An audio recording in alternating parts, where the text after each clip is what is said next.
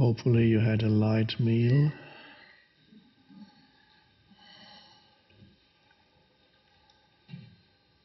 Otherwise all your consciousness will be drawn into the stomach.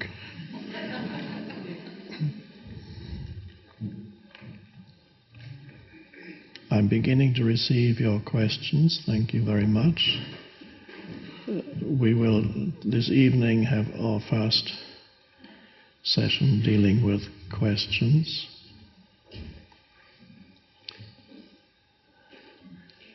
If possible, write as legibly as you can. Otherwise I'll get really irritated.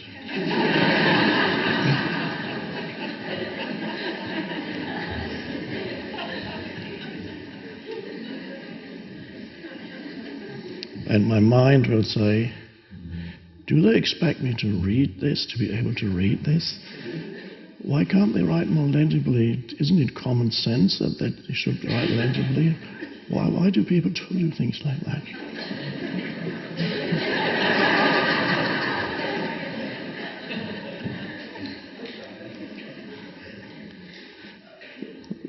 That would be a normal ego reaction to something that in itself is perfectly okay, because you can either read it or you can't.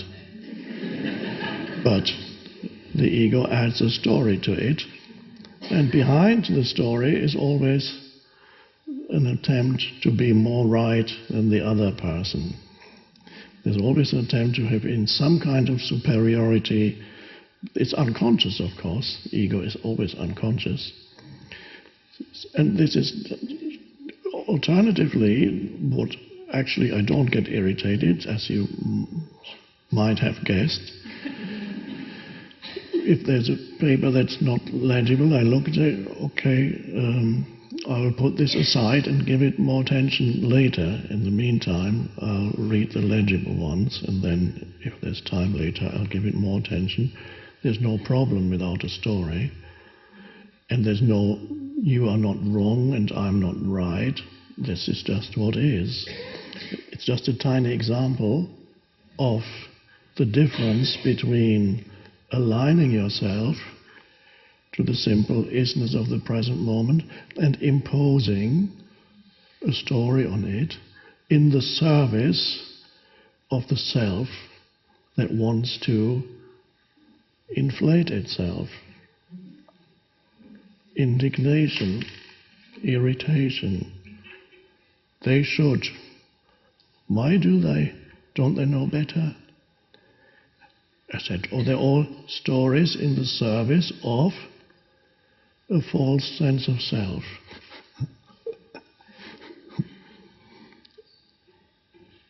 And so in presence, all this, what I sometimes call unnecessary baggage that people manufacture mentally and emotionally, all that unnecessary baggage that really there's a heaviness to it that they carry around, doesn't arise anymore. And there's the simple, this is what is, I can either do this or I can do that. I can deal with it now, I can put it aside. No story. But this is frustrating to the ego, because when there's no longer any story where you oppose the other, where you make yourself feel superior to the other, then there's no food for the ego anymore. But there's an incredible lightness. And the lightness of being comes, and the heaviness goes out of situations. That's what the ego is, a heavy me. And even when it attempts to make itself superior, what it doesn't recognize is that all these are really forms of suffering. The ego doesn't even recognize suffering as suffering. It doesn't realize that when you get angry or irritated about somebody else's behavior and bring up a big story about it, you are actually in a state of suffering. if you were able to have attention in your body, you would notice that your body is suffering, because those things affect the smooth, harmonious working of the energy field that goes through the body. So an angry thought has an effect on the body. Small irritation or has an effect, and the body doesn't really like it. But the ego, the egoic self, is not in touch with the body, so it mistakes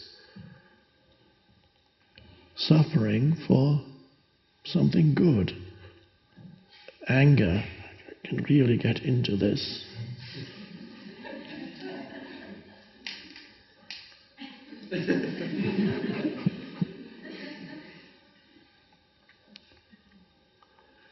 So you can look at your own life and see where you are manufacturing unnecessary stories, both in small situations and in bigger life situations, and in situations to do with relatives, family members, partners, ex-partners, a wonderful source of egoic stories. Can talk about your ex-husband or wife for hours, either to somebody else if they're ready to listen, or in your own mind.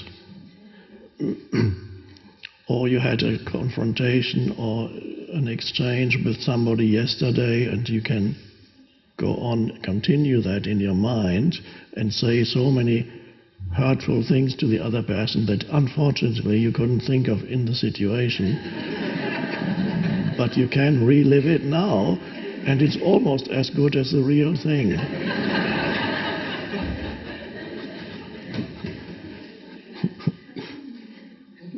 So in that fantasy world of the mind, you can be right again and again, and the other person can be wrong again and again. How wonderful.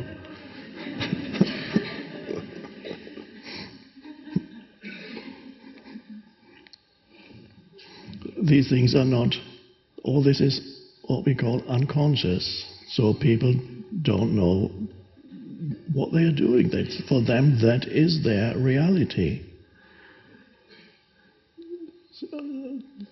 Now can we understand why Jesus said, "Forgive them, for they know not what they do." They are unconscious. It's an automatic process of ego inflation, of ego reinforcement. It's conditioned, learned. It's part of the structure of the mind. So that is something important to recognize. You might have stories, can be new stories, like the one I just talked about, a simple event. You get irritated about something because they are not doing it right. They should know better. Or why don't they? Whatever. So, or it can be a long-standing story that has been going on in your life for years. A story about your parents, for example. A story about somebody in your life years ago, what they did. Often people approach me with questions like, how do I deal with betrayal in relationship? How do my husband, my wife,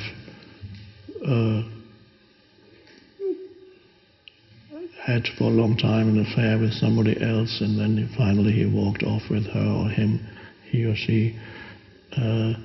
He betrayed me, and I've had this. How can I get beyond that terrible thing of having been betrayed by him? Well, the terrible, much more terrible than what happened, is the word betrayal, because that word is already a story. So if you remove that, what is left? Just the simple events. He, while we were still, or she, while we were still married, was in a relationship with somebody else but didn't tell me about it. And in the end, she walked off with him or her. And I felt very hurt. And I can still feel that pain inside me now. That's basically, that's what there is to it. But the reason why you still feel that pain is because you went beyond the simple facts of the situation. You added the betrayal story to it. And by dwelling on that mentally, it continuously renewed the pain, the initial pain of the event. So it is normal when somebody you're close to walks off with somebody else that you feel emotional pain. But this does not have to be carried on from 1 year into the next and into the next and into the next. That is like a wound, like a physical wound. A wound is inflicted on you, and then the wound has a certain time span within which it heals. It may leave a scar behind, but it's healed. The wound itself is healed. The scar may still be there. And in the same way, an event like that, yes, there may be some suffering there, but if you add the story to it, which of course is in the service of the ego, then it can go on. The hurt goes on for years because you relive it by calling it the betrayal.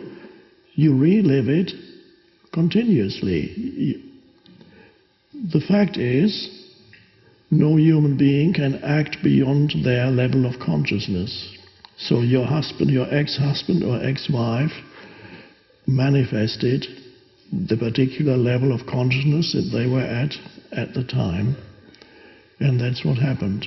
So he didn't realize, she didn't realize that she was hurting you, or she realized, or he realized that he was hurting you, but something else was more important for him or her. And so that corresponded to his or her level of consciousness at the time. So, but that's not a satisfying perspective for the ego.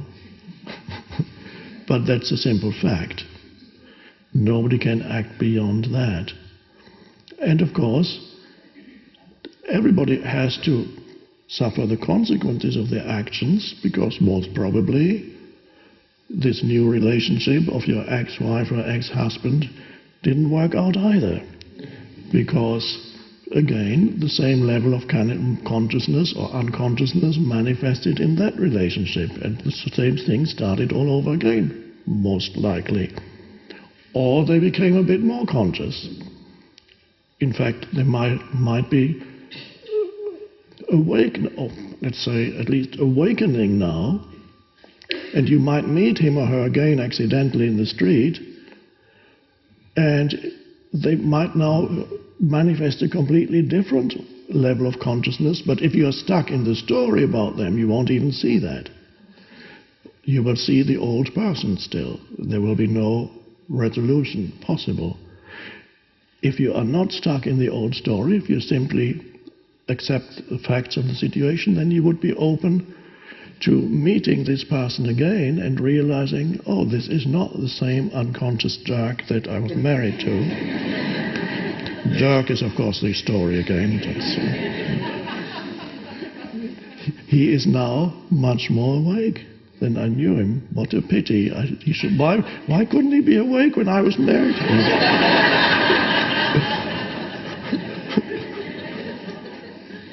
Why does the universe always does that to me?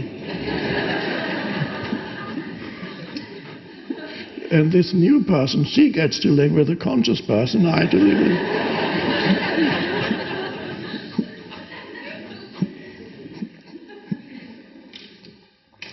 So the two levels of story: observe the spontaneous stories that arise when little things don't go according to expectations and in an unconscious attempt to make somebody wrong, and the old long-standing stories that in some cases have provided you with a sense of identity. So long-standing stories that are frequently repeated in the mind about what you and somebody else and what happened and what they did or failed to do. It is not unusual for a human being to derive a significant part of their sense of identity from such collection of 3 or 4 of those stories, or even just one big one. So, and that gives you, like, we all know the expression victim identity. A person, you see yourself as, you cannot see yourself as a victim without a story around it. You must have a story. And of course, people do bad things to other people, there's no doubt about that. But when you construct a story, you are doing something to yourself unconsciously that is often worse than the initial event that the story is about, because it prolongs it indefinitely. What otherwise would have a certain time span, the injury, the healing process, and the scar remaining, and that's it. Then yes, you can still look at the scar and say that's the scar, metaphorically speaking, but it's basically, you have gone beyond it. So it requires vigilance to discover in yourself the arising of stories around things and the old stories that you may still carry in your mind that gives you a false sense of identity, that strengthens the ego. It's so common that most people do it to a greater or lesser degree. So when you are present, gradually, perhaps even suddenly, you don't do that anymore. You relinquish the stories. And then a certain simplicity comes into your life, and your relationships become much easier. Stories are even little things when you tell somebody, oh, yesterday you did that, but you should have done that. It can be expressed even without that, without the should. Yesterday you gave me that, but could you from now on do that? The way in which you communicate can be done in such a way that you don't make the other person wrong. That is a very helpful thing. I was staying, many years ago, I was staying in somebody's, when I didn't have I was actually writing, it doesn't really matter what I was doing, I was writing the beginning of The Power of Now. Somebody offered me a room in his apartment, and he had 3 cars, and he said, you can have one of them, you can use it. I don't use it anymore. He would always buy the next more expensive car because he got dissatisfied with the old one. So I bought one of the old ones that he was dissatisfied with to drive around, and it was a beautiful car, a few years old. But one day I left the car, and there was a signal when I closed the door, but I didn't realize why the sound was beeping. And when he realized the next day, well, I wanted to use it again and the engine wouldn't start. So it seems that the light stayed on. The sound was to advert me to the light. But why I'm telling you this is, he had done some spiritual work, and I was very impressed when he left me a note, because he got up before me. He left a note which said, the lights were on and the battery got depleted. You need to call the AAA to... That's all. And I was very impressed by that note. Because he didn't, a person who had not done any consciousness work would have said, you left the lights on, despite the fact that you must have heard the warning signs on the engine. So I say, well, this person has some awareness, he's not making me wrong, although it was my mistake. But he's not making somebody else wrong in the service of being more right than me. So it's a wonderful thing. Also, of course, you may remember the stories, some stories in the Power of Now or the New Earth, the Zen master who got accused of having fathered a baby, and again, the way he responded to the situation was without any story whatsoever, not making anybody wrong, just, is that so? That's an extreme example of non-reactivity to an event. So everybody got angry with him, he lost his reputation for a while, and all he would say is that so? You are the father of this baby. Oh yeah? Now, this is not the only possible way of dealing with that situation. He could just have been, this is an extreme way of having no story. He could have said, no, I'm not the father of the baby. You can still present the facts. It's not the case that I'm the father. Okay. And it still would be no story. So there's enormous power behind that. And also things resolve themselves much more quickly if you don't add the story to the event. Without the baggage, the resolution comes about much more quickly. The egoic self that adds a story to a simple event does not want a resolution. It wants a continuation of its assumed sense of superiority. In other words, you want the problem to continue. Unconsciously, where consciously you say, I don't want this problem, I don't want to have to deal with these people anymore. So that's what you say, but you do. Because they help you feel superior. And of course, again, that's unconscious. So it's amazing what mind patterns humans are trapped in. Forgive them, for they know not what they do. So it's your job to identify stories, and if you have any questions, please either when we have questions in future sessions, ask them here or put them on a piece of paper. If you have any doubt about what is the story and where does the fact end and the story begin, please ask.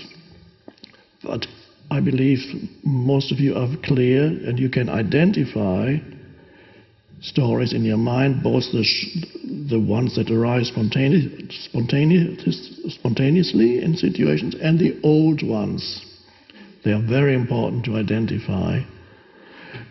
And there is a reluctance, if they have become part of your sense of self, there is a reluctance, there will be a reluctance in you to let go of them. I'm not letting go of that one, because then my sense of self will be partly collapsing. But that, of course, is a wonderful thing, because that is a false sense of self. You are not that victimized person, and you are not superior to somebody else. You are presence. So don't attempt to strengthen your form identity. That is there anyway. You don't need to strengthen it. The form identity, you might remember I wrote about and sometimes speak about, you have two identities. One is the temporal identity, the conditioned identity of you as a person, temporal of course, you have a certain lifespan. You as the person who has a body and a mind that has been conditioned by your past and by your surroundings and the past of the world that you grew up in, conditioned by many, many factors, including even your native language is already a form of conditioning. So you've been conditioned by that. It's the temporal self. And there is that's the form identity, and there is an essence identity, which is the timeless, formless consciousness, without which the form identity could not even exist. The form identity is not separate from essence identity, it's just a temporary form that your deeper essence, of which is consciousness itself, has taken for this lifetime. Remember, use the analogy of the ocean and the ripple on top. So your form identity is the ripple on the surface of the ocean. Your essence identity is the ocean. When your mind becomes still, the thinking subsides, and only awareness is left. That awareness is the ocean. Now, sometimes people say, but don't you need the ego? The ego, you can't live here without the ego. The way I use the word ego is ego meaning complete and utter identification with your form identity. Nothing else. There's nothing else that you know about yourself. Only you know yourself as the body and the conditioned mind. That's ego. Form identity itself is not the ego. It's only form identity. So you don't have to get rid of your form identity and say, I want to be nobody in particular anymore. No, you don't. Not unnecessary. You can honor your form identity. But it includes the physical body. It includes what you have achieved in this lifetime. It includes all the relationships that you have and have had. What you have experienced is all beautiful. You can honor, and you can have plans for the future, what you want to add to your form identity. I'd like to learn to play the piano. Why not? You add this and that to your form identity, or I'd like to achieve that on the level of form. That's fine. But what is the foundation for your sense of self? The foundation for your sense of self, if that is the form identity, then that's ego. But if the foundation for your sense of self is your essence identity, which has no form and is timeless, and it is what the Buddha called formlessness, which is a better translation than emptiness, sunyata, that is your essence. And you can know that here and now, the moment thinking subsides and you have not gone to sleep. Thinking subsides, there's this little gap that arises in the stream of, otherwise continuous stream of thinking, and this little gap is, there's a gap between this hand and this hand, so to speak, in your mind. And there suddenly you have this space of simple, what's left of you when you don't remember any story, you're not thinking about anything, you're not even thinking about your name or how old you are, why? And yet something is left of you. How do we describe that? A spacious sense of presence, stillness, inner stillness, beingness, a sense of I am without anything added to it, because usually I am follows I am a man, I am a woman, I am a success, I am a failure. That's the form identity. So if you add something to I am, that's your form identity. But if nothing is added to that sense of beingness or presence, I am. This is the I am that has no form. This is why certain teachers recommend it as a meditation to ask yourself, who am I? That meditation fails when your mind comes up with an answer.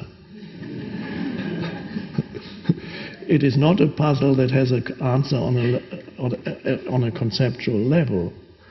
And you cannot solve the question, who am I, by thinking, let's see, just start thinking about that. No, you need to allow the question, and then the question can take you into beingness or presence, because who you essentially are is consciousness itself. Who am I? I don't know. And you don't feel that you need to know or should know. Become comfortable with not knowing who you are. If you are comfortable with not knowing who you are, then that makes it much easier to realize who you are beyond form. If you become uncomfortable with not knowing who you are, then you get fearful, or I should know who I am. So there is a level of not knowing that's extremely important in your life, and that the ego does not like to go there. It fears to go into that not knowing, because it's not only that you don't know who you are on that level of consciousness. On that level of consciousness, conceptually, you don't really know anything. You can look at a tree in that way, as I mentioned yesterday, and don't know a single thing about the tree while you look at the tree. But you can sense its presence, but that's not a mental concept. You sense its presence, and you sense its presence because it resonates or is one with your own presence. And that is the realization of oneness, when you can sense the presence even of a tree and know nothing about it. In order to sense the presence of the tree, you need to relinquish your knowledge about the tree, at least temporarily. It doesn't mean you're completely forgotten. No, when you need it, the knowledge about the tree will be there. But if you are confined in your relationship to the tree, if you are confined to the knowledge that you have about the tree, that's extremely limiting.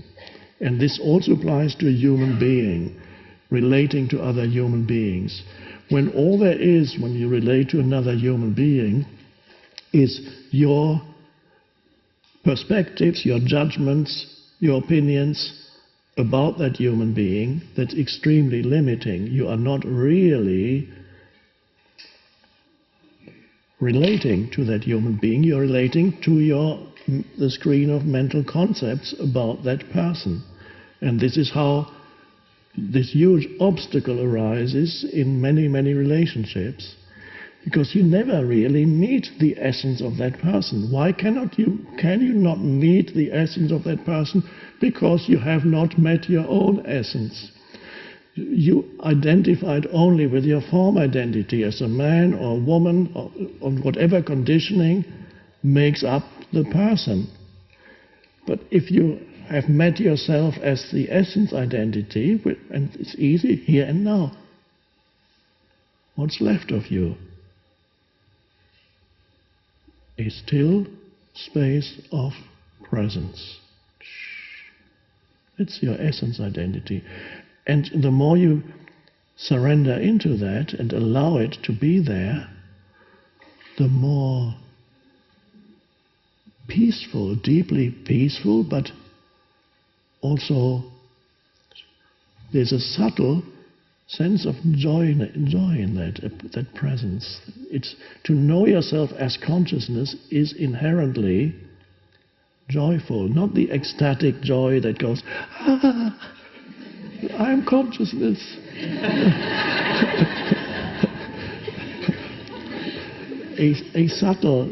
a very subtle joy, like a distant sound, and this is the realization of being. And the realization of being is the realization of consciousness, the self-realization of consciousness, consciousness realizing itself, and that is joyful. Being, consciousness, bliss. This is one traditional translation. Sat Chit Ananda, Sat is being, Chit is consciousness, Ananda is the joy. But there's a single thing, not three. There are three aspects of that realization.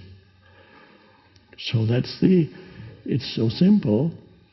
So ego is sometimes if ever you have a discussion with somebody about ego, make sure that you're talking about the same thing. Because I have met other spiritual teachers who said, I don't agree that we should get rid of our egos, we need our egos. And then I always say, okay, just a moment, what do you mean when you use the word ego? And then usually we resolve it because they mean something else. Often what they mean is form identity. So you don't need to get rid of your form identity, but you need to transcend complete identification with your form identity. That is ego. And that is the spiritual awakening. So if you, at any time while you're here on this retreat, if you engage in a discussion with some other participants about, well, probably about spiritual matters, hopefully not about what happens in Washington, but it could happen. Again, be aware, first of all, clarify your terms, and in any discussion, again, look for the need to be right. Are you looking for the truth, or is the need to be right more important to you? And to the ego, the need to be right is much more important than the truth. It will even distort the truth. It might be, initially you might both have been very interested in finding the truth about it, then the other person is proving you wrong, and then the ego, in its attempt not to be annihilated, will come up with anything to justify its position. It's quite amazing. So recognize in any conversation that you have, and here particularly, pay attention, are you completely identified with the stream of the mind that is you speak, that speaks through you, or is there a residual sense of spaciousness behind it? This is hard to describe, but you can always bring it in by attentive listening to the other.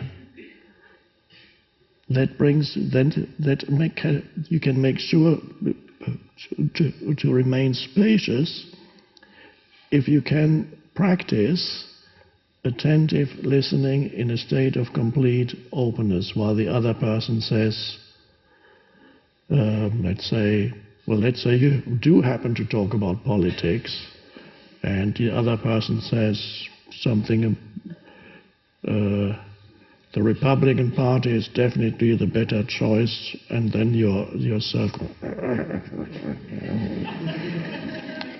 observe that. Are you able to listen to somebody else's viewpoint or perspective in that state of complete openness? That is not being drawn into the reactive, conditioned mind, and you can have a real conversation with another person because there is spaciousness is part of the conversation. And this brings us again, you might have noticed, by the way, I always talk about the same thing, only one thing. Essentially, I can talk for hours, but ultimately and essentially, I'm always talking about only one thing. And it's not even a thing. So it's like approaching that core, approaching it from here, and approaching it from there, and approaching it from there, and from there. And you look around, and sometimes it looks something totally different, but then you realize, oh, it's still the same thing.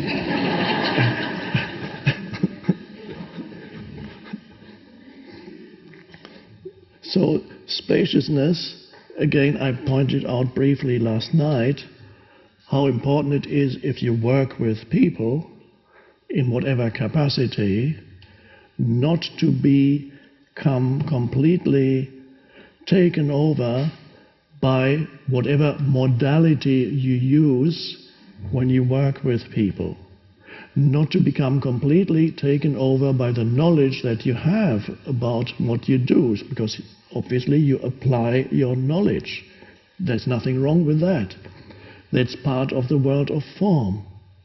But if you get taken over completely by the accumulated knowledge, the forms, then what is lost in your relationship is that sense of spaciousness. So a vital question in any relationship, and even more so in the helping relationship, therapeutic, whatever you want to call it, a vital question is to always be vigilant and say, is there space here in addition to dealing with things on the level of form?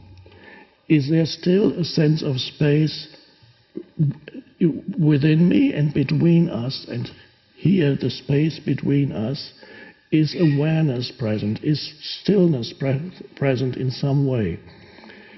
And that is vital in therapeutic relationships, but it's vital in any relationship to have not a one-dimensional relationship with another human being, which is only on the level of form, but to acknowledge the form level, to honor the form level, but not be confined to the form level.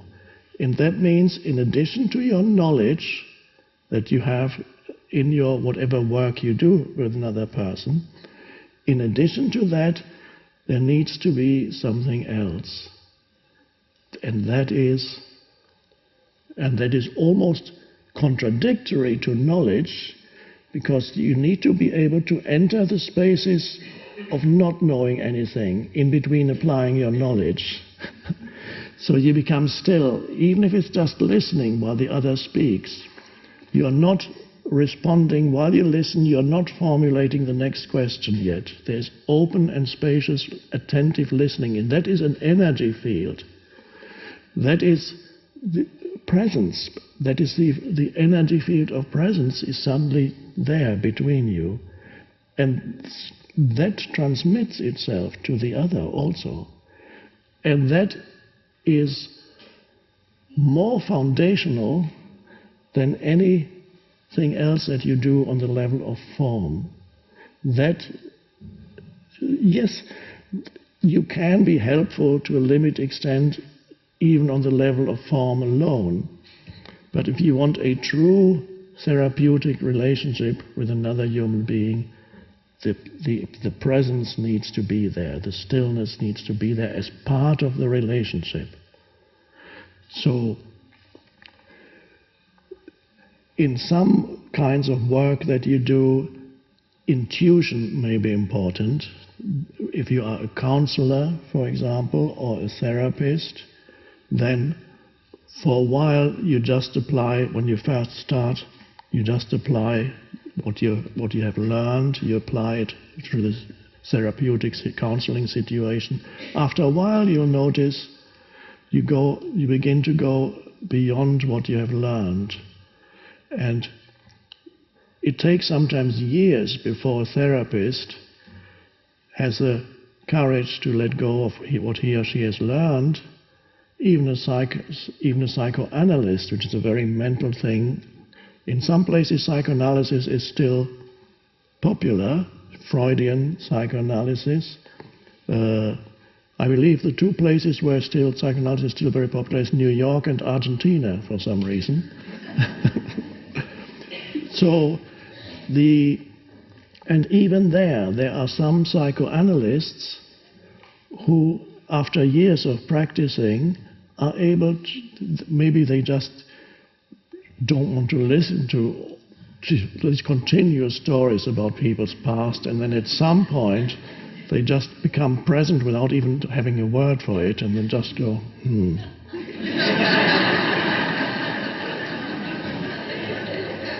And then they begin to say intuitively, out of that spaciousness, out of that stillness, they say things that they never learned, and they never knew that they knew that, because they didn't know it until they said it, until the situation required this knowledge to come forth.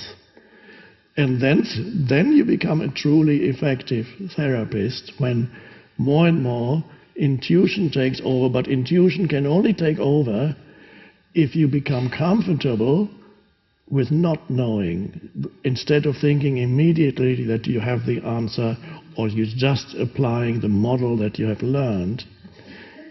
Becoming comfortable with not knowing gives you access to a much deeper knowing, almost paradoxically. It gives you access to intuitive knowing, which is primordial intelligence arising, and then it uses your mind, and then you speak.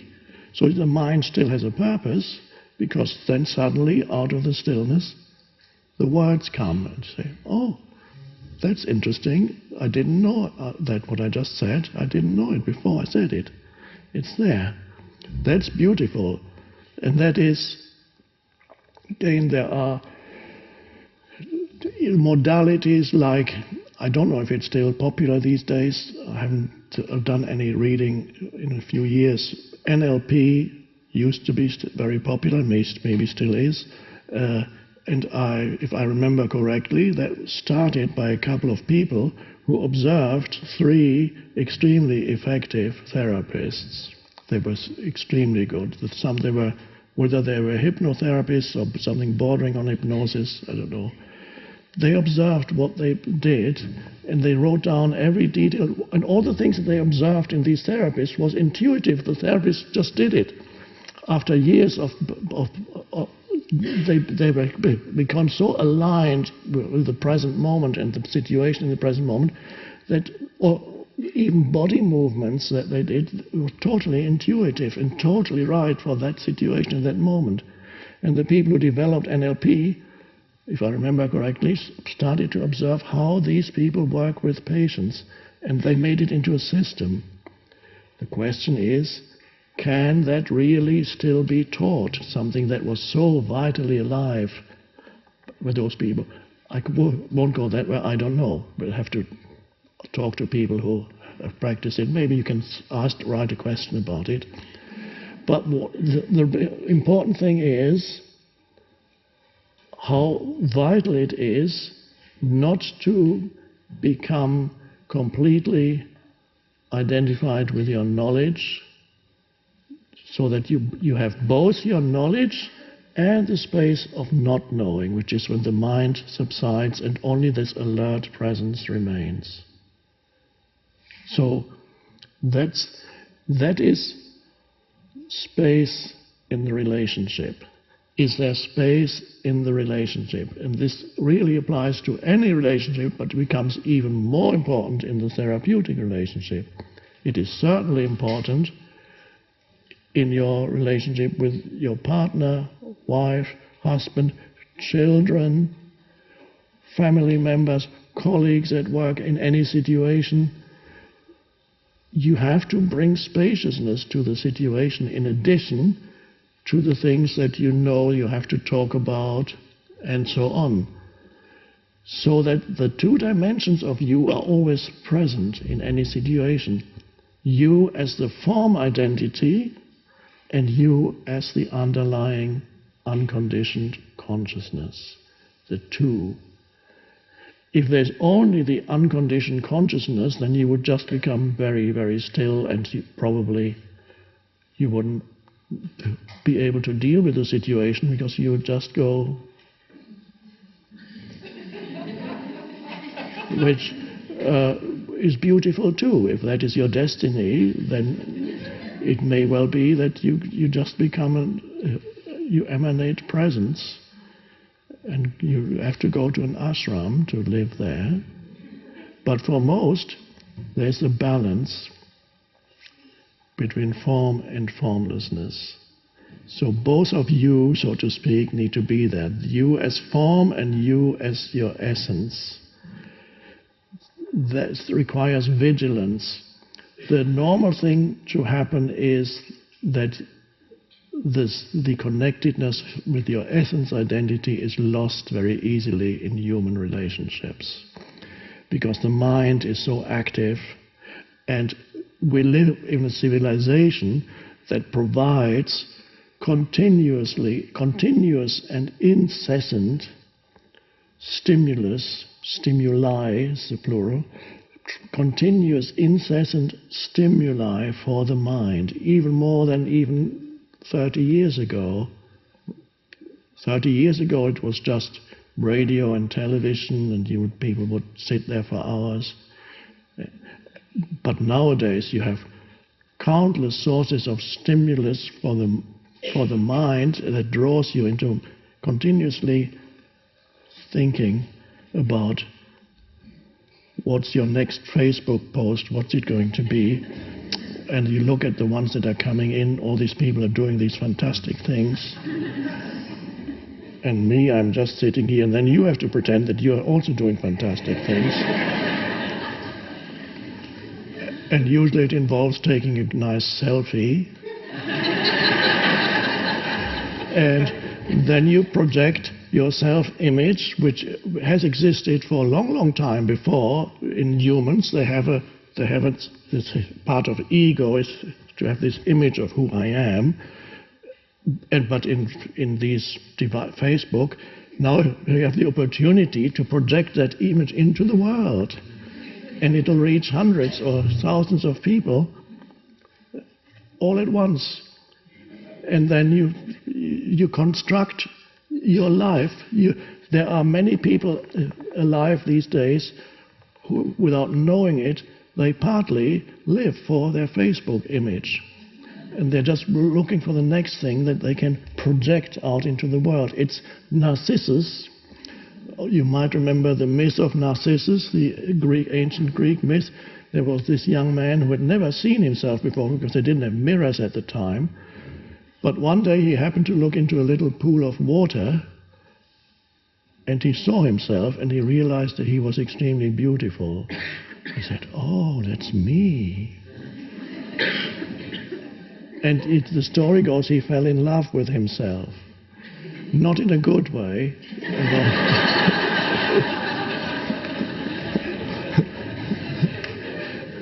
Not by becoming one with who he is, but the separation happened. This myth shows the beginning stage of the egoic sense of self, expressed as a story. The image that he saw of himself in a pool is the mental image of the egos, and stories are part of that image. That's me. I'm me and my story. So you have the image of me, and then, oh. So this guy, Narcissus, he experienced that separation. And then I think something bad happened to him, but I don't remember what.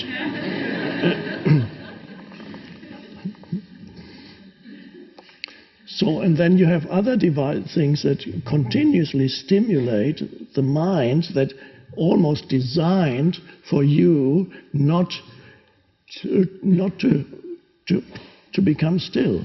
It's like the civilization has made a great effort to come up with as many things as possible to prevent people from becoming still and spacious, and taking a moment of looking at the sky and feeling the inner spaciousness arise, and becoming aware of the leaves of the tree or the branches and the wind blowing and the noise of water, the simple thing, becoming still, alert, sensing that stillness within.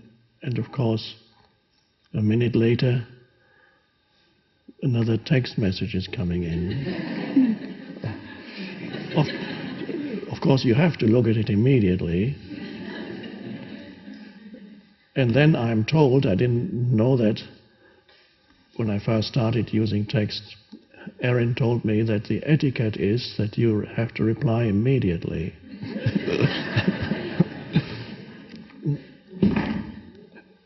And emails are coming in too. Oh dear. I must be very important. I'm getting all these messages.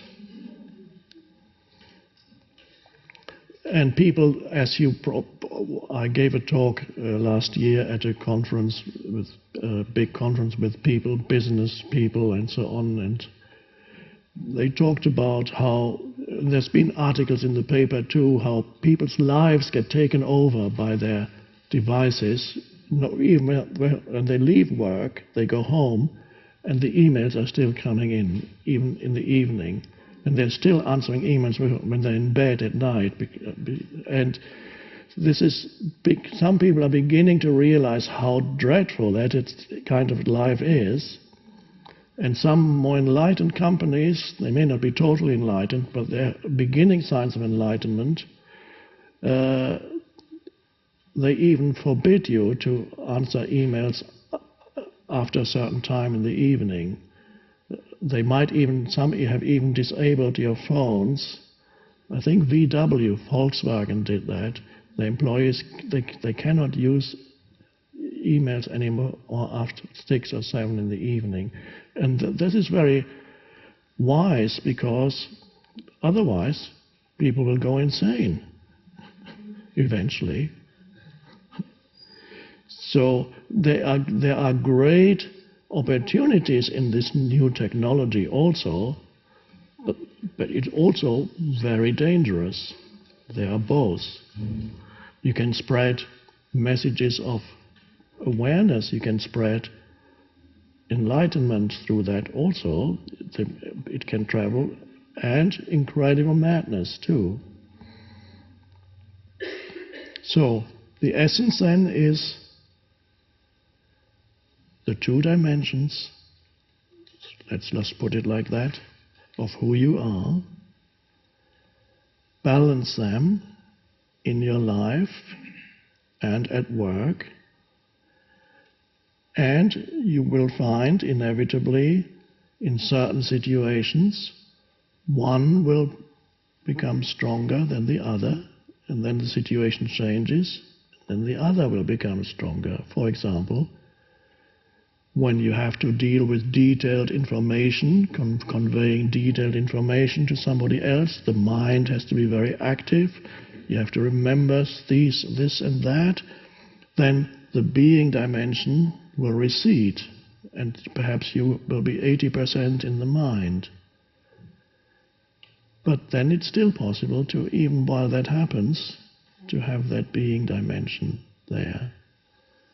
At other times, when the mind is not required very much, the presence will come forth more, and there will be very little thinking, and just you will be filled with this wonderful sense of beingness or presence when you're out in nature, for example. So in critical situations, 2 things can happen when you're being challenged by many challenges come through human beings, you might have noticed. Well, there could be an earthquake too, but it's relatively rare compared to the challenges you get from human beings. And you can either lose spaciousness or presence, or the challenge can intensify spaciousness or presence. And this is a vital threshold where you might be at in your evolution of consciousness. Does a challenge, when it comes into your life, a challenge means a difficulty, a problem, a difficult person, a difficult situation, something going unexpectedly, something going wrong, so to speak. That's a challenge. Now, does that pull you into unconscious reactivity so that you completely lose awareness of who you are beyond that situation, the formless self, non-known self?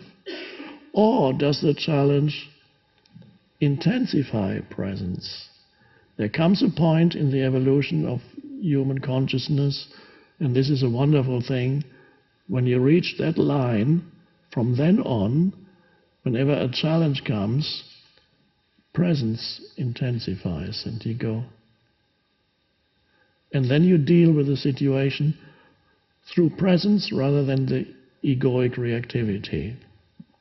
Until that happens, every challenge that comes into your life will pull you into unconsciousness again. You become reactive, you get upset, you get irritated, you get angry, whatever you'd heard, you shout back at somebody, you manufacture stories about situations to be superior to somebody else. So look at your own life and see how you, and this is a vital, can give you a reflection of where you are at in your spiritual life. How do you respond to the challenges when they come, from the little ones to the big ones? Do things and situations and people have the power to upset you, to throw you off balance, to create negative emotions?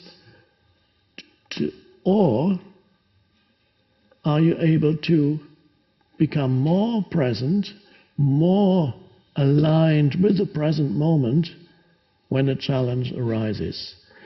That's a critical line. How do you deal with challenges in your daily life, the little ones and the big ones? Only you can know that. That really gives you a reflection of how conscious you are, if you want to know. Because you could formulate in your mind a self-image of yourself as being so spiritual.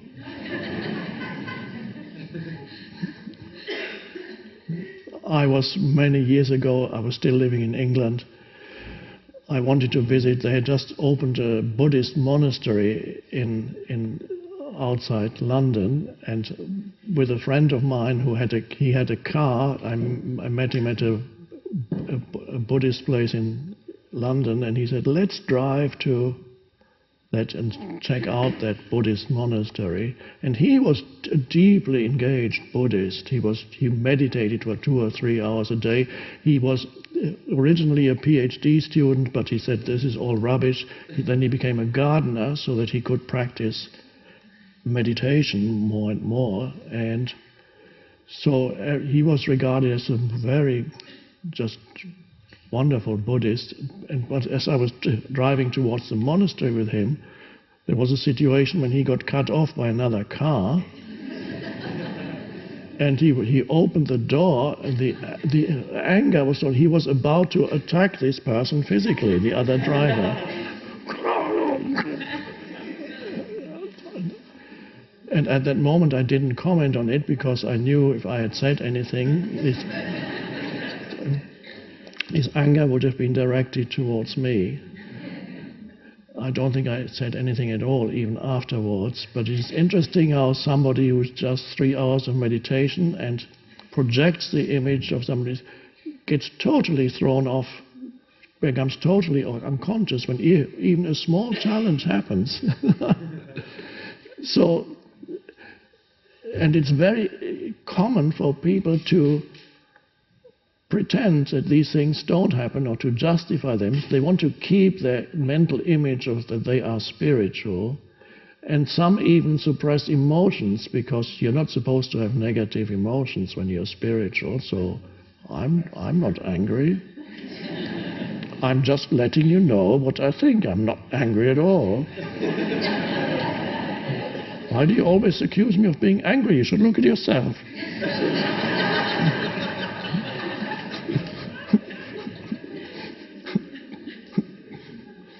Denial, so that you can keep your self-image intact. So, how do you deal with challenges? It tells you how conscious you are. Not so much whether you have visions of angels or communicate with extraterrestrial entities. That is wonderful too. If you do that, it's great. But it does not determine how conscious you actually are. It might be an ability that's wonderful, but that can be used in the service of the ego too, if you're not conscious. So you may be in touch with Ashtar, commander of the galactic fleet, but How do you deal with when the plumber comes to repair your pipes and he does a bad job and charges you too much for it?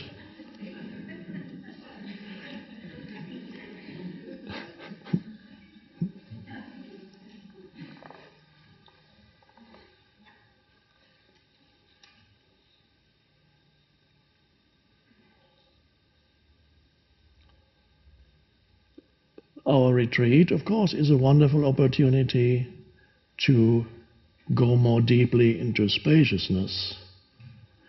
And also, to some extent, practicing when you talk to people, practicing here, being spacious even while your mind is engaged, so that your consciousness is not completely drawn into the mind stream. So that you can speak. At first, people can be present when they're sitting quietly. And then the next lesson is to be present when you start communicating with another human being, which is a huge step forward, more challenging than just sitting quietly in a room. As somebody said to me on a retreat, I think she spoke, also wrote, I can be present when I'm sitting alone in my room, I can be really present and still. But the moment I go out into the world, I lose it. This is why some people think if I could live in an ashram, in a community, in a protected setting, in a way it's like, imagine that we are here and we are not going home anymore. Well, let's live here. Let's all live together. Wouldn't that be wonderful?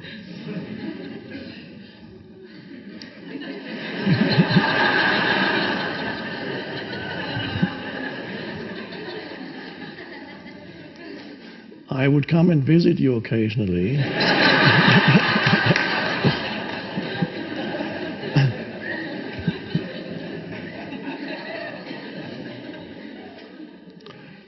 But it is, although compared to the mainstream population, it is true that there is this, our group here embodies a more awakened state of consciousness than the one that is still normal in the world. That is undoubtedly true. But even though, if you started to live together for a longer period of time, you would encounter many situations that would require you to be absolutely present, because ego would still surface. The best situation for most of us is to be out in the world and face the challenges of the world. There may be a good reason for withdrawing temporarily from the world for certain periods of time. If you have that chance or if you have that inclination, it's not absolutely important. Yes, of course, in a way you're doing it here for a short period of time. You might be doing it for a few months. Some people might do it for a year, if you can. But it's not vital, because you use the world and whatever the world presents you with as your spiritual practice, rather than hoping for ideal situations so that you can really start practicing spiritually. Because what the mind or the ego envisages as an ideal situation is not the ideal situation. The ideal situation is one that provides you with challenges, because without that there's no awakening. That's the truth of it. So once you know that, you also know that life is meant to be challenging. It's not meant to be Oh.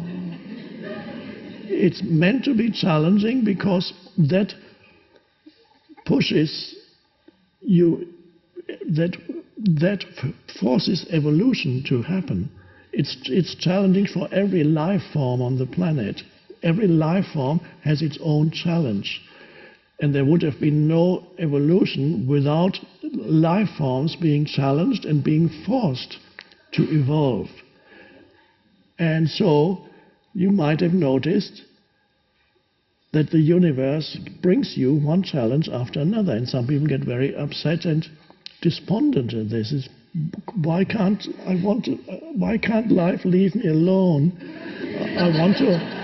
Why is there always the next thing? Just when I've achieved this and I thought everything was fine, something else happened. Everything was fine here and then somebody crashed there. Why is there never... Because it's not... This is how it is meant to be. I have quoted before the first few lines in the book, the first line in the book, The Road Less Traveled, which says, life is difficult. If we know that fact, that life is difficult, then it's no longer difficult. What does that mean? It means when you know that challenges are an important part of being here, an important part of your evolution, you no longer get reactive when the next thing happens and goes wrong. You actually can say, oh, it's meant for you to show you something. It always reflects your state of consciousness and gives you an opportunity to go deeper. Every challenge gives you an opportunity to go deeper, to be more awake, to let go of ego. So you can welcome all those things when they arise. In the same way that you welcome things going wrong when you watch a movie. As I mentioned last night, you wouldn't want to watch a movie when nothing ever goes wrong. The crossing of the Atlantic Ocean by a wonderful ship called Titanic, and everybody was happy until they all arrived safely in New York. And you can watch 2.5 or 3 hours of people having a good time on the ship. That would not have been a successful movie. But here they're faced with the possibility of imminent death. How do people respond to that? What does that do to them? There's a challenge, and that's why when you watch the movie, go, wow, what's going to happen now? And in a good movie, the character evolves as a result of being confronted with a challenge. In a bad movie, the situation gets resolved on an external level, but there's no change in the character. Eventually, the criminal gets apprehended or killed, and then you say, ah, great, okay.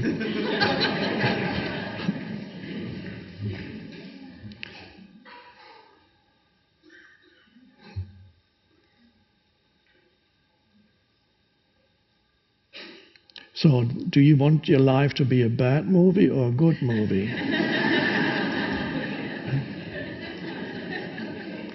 So if it's a bad movie, then all your problems get solved on an external level by some deity, perhaps, who just arranges and removes the problems from your life. And that's the end of the movie. Or if it's a good movie, then you change as a result of being confronted with the challenges of life. You deepen. The ego is transcended, and who you are in your essence arises.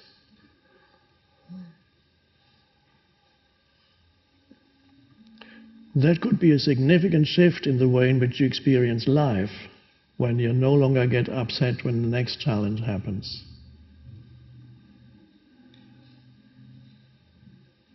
Or if you do get upset, suddenly you notice that you're upset.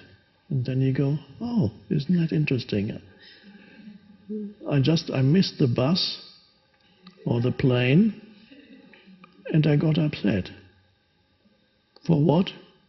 How important is that whole thing, missing a bus or a plane, on a universal scale?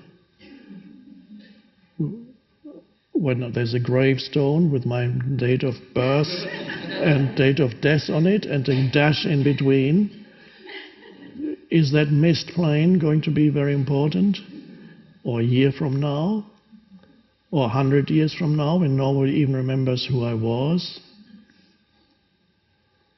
No, it's completely unimportant. I thought it was terribly important. Isn't that interesting? And you can, so sometimes being upset is fine too. That's part of the learning too, because then awareness comes in at some point and says, oh, I can feel the upset. Why? Because I missed the plane and I have to wait here for another 3 hours or another night. And then you'd ask, I'm just giving one example out of hundreds. Does it matter where you wait, where you breathe? You can breathe at the airport for the next 3 hours or somewhere else. Or you can sit on a plane or at home in a chair or at the airport in a chair. You always sit somewhere or stand somewhere or lie somewhere. Does it really matter when the mind says, I should be home by now? What would you do at home? Well, I would sit or lie or stand somewhere.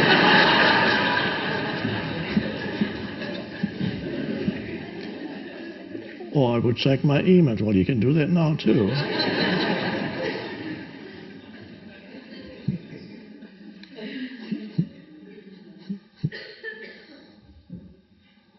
A certain independence comes. You are no longer. There's a certain freedom from externals that begins to come in as you live more consciously. You are free of being totally, your inner state being totally determined by external conditions, and that's a wonderful sense of freedom. Otherwise, you're at the mercy of whatever happens out there, and things, as the Buddha already realized and told us, things are unstable in the universe. Everything is changing, impermanent and in flux, continuous flux. So if you're dependent on things being stable, you get upset a lot of the time. If you're dependent for your inner state on things going as they should, you get upset and suffer. You suffer a lot.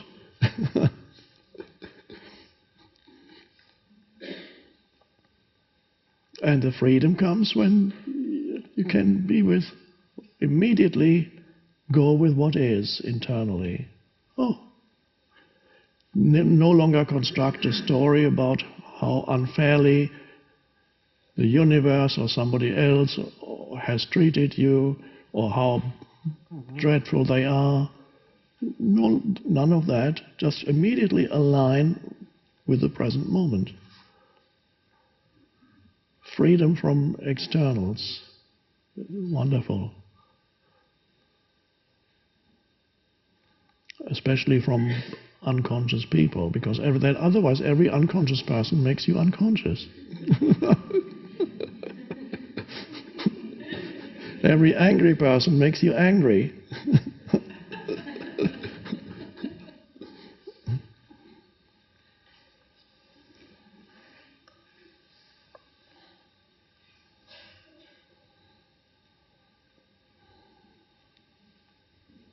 So we transcend. Just a brief recapitulation in one minute. Essence identity. I don't know if it's going to be 1 minute or 10, but let's. Essence identity, form identity. The two, bring them together so that they are both there in your daily life. Form identity alone is ego. Form identity with presence is just what it is, form identity, nothing wrong with it. You can see how religious people fight different religions. Why? because they're completely identified with their form identity, which if you're a religious person, your form identity is the particular form of your religion. And then another one is identified that brings their sense of identity, is in that. It's collective. Form identity is always partly personal and partly collective. So let's say two people meet, two religious men or women. A monk from a Christian tradition meets, let's say, a Muslim imam, and they start talking. If they are both identified with their form identity, they will violently disagree and think the other is terribly wrong. If both are in touch with their essence identity, they would have a wonderful meeting together, because they would immediately recognize the oneness, their own oneness, and the oneness that all their respective religions actually point to, if they are understood at the deepest level. So you find that the disagreement between religious people happens because these people are trapped in their egos, and the religion has become part of their sense of self. And you can still honor your religion, which is part of the form of life, if you have gone deeper into the essence of yourself, then you recognize the essence in your religion. And then you can meet somebody else and recognize that no matter what the outer form of their religion is, you realize you truly meet the other.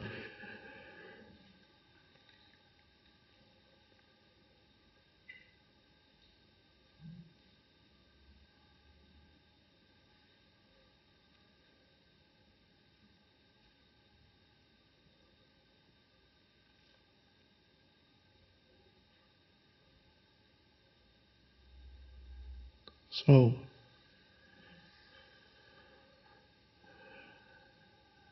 a moment of stillness.